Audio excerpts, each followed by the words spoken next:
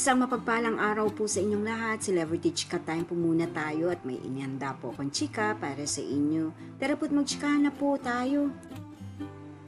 Asia's multimedia star ipinagsigawan ang probinsyang Bulacan sa Miss Universe Philippines 2024.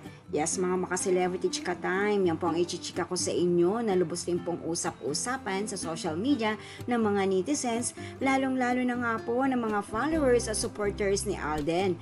Abay, very successful po ang pag-host ni Alden sa Miss Universe Philippines. And of course, bago po tayo dumako riyan, nais ko po munang batiin mga team bahay, team abroad at mga seniors natin dyan. Shout out po sa inyong lahat at happy Thursday po.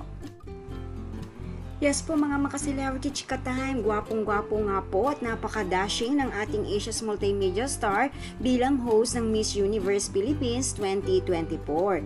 Abay talaga naman nga pong lutang na lutang ang kagwapuhan at kakisigan ng ating Asia's multimedia star.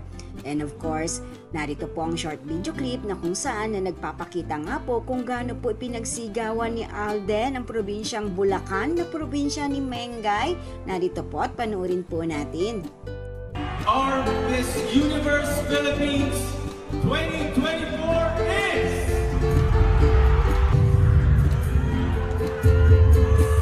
Bulacan!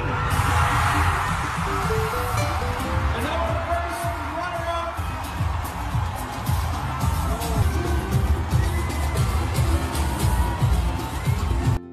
O di po ba, proud na ipinagsigawan ng ating Asia's multimedia star ang probinsya ni Mengay na Bulacan at iyan nga po ang nanalo sa Miss Universe Philippines 2024. Yan po ang aking chika updates for today. Salamat po sa inyong panunood. Huwag po kalimutang mag-subscribe.